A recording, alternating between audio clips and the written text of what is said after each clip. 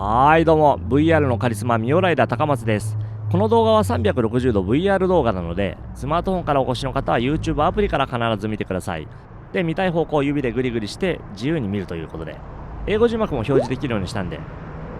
こちら自作の首都高速の全体図です。ざっとなんで八重洲線などは省略してます。番号がたくさんあるけど C1 っていうのがぐるっとできる首都高速都心環状線です。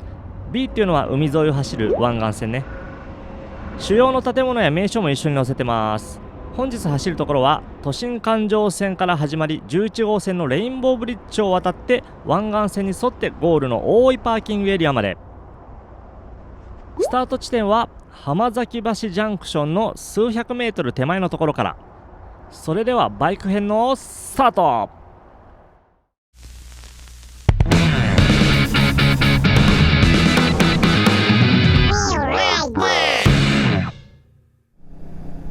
さあついに始まりましたバイク編第一発目。下には国道15号で、今走ってるのが都心環状線 C1 ってやつだね。下にはね Twitter の QR コードがあるんでお願いします。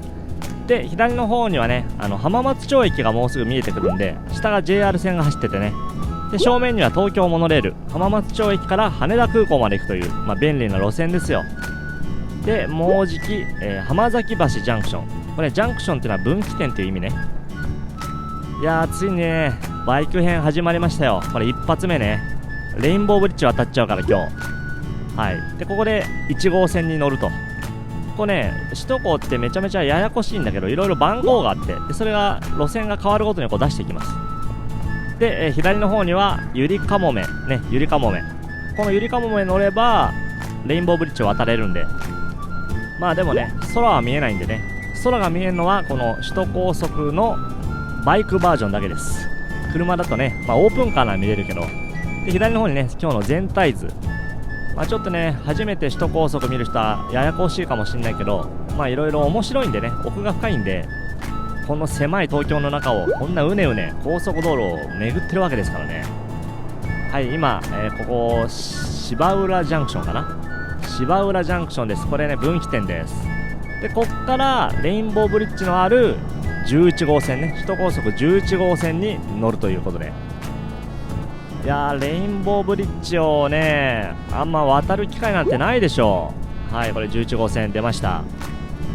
レインボーブリッジってね大昔からあったわけじゃないからね。でもすごいいいもんですよ。これ8月のね2週目の日曜日の朝で、雲はあるけど雨降ってないし、とてもいい感じですよ。でレインボーブリッジね、あの辺がレインボーブリッジだよ。レインボーブリッジは、ウィキペディアによると調べると全長798メートルあるらしい。ちなみに一番日本で長い橋は何でしょうかということでね、答えは早いな、答えが一番長い橋は東京湾アクアラインのアクアブリッジってやつ。めちゃめちゃ長いよあれは。実はね東京湾アクアラインの回も次回のねバイクの動画 VR 動画でアップしようかと思ってます。もう撮ってあるんでね、今編集してるところ。実況まだ入れてないかな。今ね10月の9日に実況入れてます。山手線企画をね常にアップしてて、30個駅があるから30個ストックしてあって、でその合間にバイクだったりウォーキングしたやつだったり、その他の VR 動画を挟みつつちょっと行こうかなと。VR 動画いろいろ出していきたいんで、山手線だけじゃなくてね、10月1日にね YouTube を始めて早9日間苦労してますよ。全然誰も見てくんないっていうどうすりゃいいんだって感じで、今悩んでるんだけど、まだ9日目だとしてもね、ちょっとやっぱ気合い入れていかないとね、スタートダッシュ重要なんで。バイク速いな。これはもう安全運転ですから、これ制限速度で走るとこういうことになるよっていういい例ですよ。これバンバン抜かされる、もんめちゃくちゃ邪魔なんじゃねえかってぐらいこれのバイク。遠くの方にフジテレビとパレットタウンの大観覧車ね。フジテレビはもうめちゃくちゃ有名だからね、日本では。日本の人はみんな知ってるんじゃないかな。有名なテレビ局なんで、知らない人もごくわずかかもしれんけど。でパレットタウンっていうのはねでっかい大観覧車があって、そのすぐそばにねゼップ東京ライブ施設のライブホールの ZEP 東京、有名なね ZEP 東京ありますんで、で左斜め前の方には豊洲市場とか豊洲市場っていうのかなもあったり、そんな感じの眺めですよ。太陽がね、これ朝何時だろうな、まだ太陽が出かかって、そんな早朝ではないけど7時8時ぐらいだったかな確か。そう、アクアラインの撮ってからお台場も撮ろうと思って、実は夜のねレインボーブリッジも撮ったんだけど、このカメラの性能がね GoPro Max なんだけど夜に弱くて、暗いとこに弱くてさ、なかなかいい映像が撮れないから、もうボツにしようかぐらいの考えなんだけど、でもせっかく撮ったんで一応アップはしますよ、なんとか。いや、お金がね YouTube でめちゃめちゃ大成功すればいいカメラ買っちゃうんだけどね、 VR の。今はもう GoPro Max1 本でやってるんで、もうねいいカメラ欲しい。暗闇に強い360度カメラ欲しい。まだ出てないのかな現在では。技術的にやっぱ暗いとこに弱いからね。さあまたジャンクションが見えてきました。ここは何ジャンクションだ？有明ジャンクションだね。ジャンクションでね分岐するんで、千葉の方面行くのか神奈川の方面行くのかとか、首都高速のね今湾岸線の方はね意外とゆったりしてるんだけど、もう都心の中心はやばいよ。ほんと一歩間違うともう変なとこ行っちゃうし、すぐ判断しないといけないんで、首都高ってそういうとこだからゴニョゴニョっとしてるんで、カーナビがあればねなんとかだけど、ほら見て、パレットタウン大観覧車見えてきたよ。デートに行く方はあれ乗ってみて、お台場の景色とか見えるんで、で ZEP 東京もあったりとか、いろいろね。ここもともとは何だったんだろうね、埋め立てたのかな、人工的に作ったとこなのかな、この辺はよくわかんないけど。でこっからもうね湾岸線はもうずっとほぼ直進みたいな、多少曲がったりはするけど、すごい運転しやすいよ湾岸線の方が。制限速度もね上がるし、都心のど真ん中とかだと高速道路なのに制限速度を50キロとか60キロしか出せなかったりするんだけど、湾岸線80キロぐらい出していいんでね。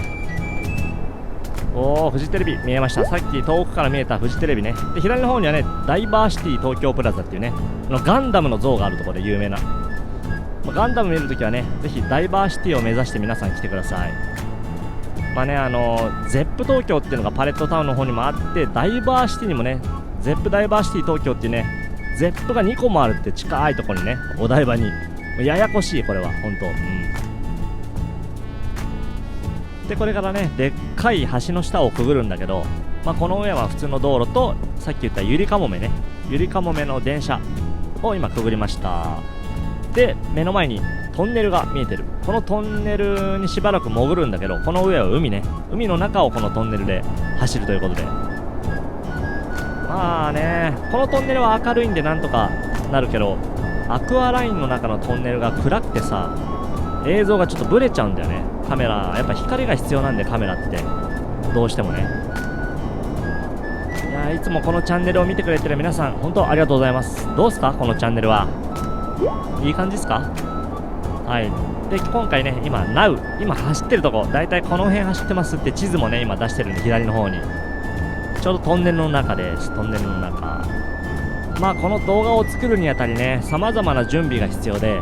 オリジナルにこだわってるんで自作の地図を作ったりとか、あとこの Google は借りてきてるんだけど、結構時間かかったけどね、みんなに見てもらえるなら俺はねもうどんどん作るよ。ただ今そんな出だしが良くないんで、動画のどうやったら伸びるんだろうってね思うよ俺は。もうね10万人登録はまず目指したいんで、始まって9日で8人ぐらいかな、登録してくれてる方は。本当ありがたいよ。もう1人増えるだけでリアクションしちゃうもんやっぱ。だから登録者が8人から9人に増えるってことは、登録者8000人の人が9000人になるっていうのと同じ感覚だからね。そんぐらいの衝撃よ。もう一人一人のパワーがでかいというか、だから登録解除されるとめちゃめちゃね今ダメージがでかいと思う。特にね最初の頃に登録してくれてる方は本当に先見の明がありますよ。さすが分かってらっしゃるって感じ。そう、めちゃめちゃ有名になってきたらほらね、みんなノリで登録とかもするんだろうけど、もうこんなね少ないうちからこう俺のことを見てくれるっていうのはまあ非常に嬉しいことで、まあ、コメントとかもぜひくれたらいいなと、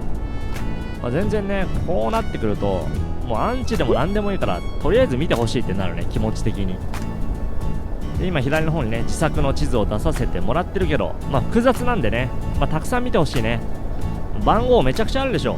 もう C1 やら C2 やら 1234 わーって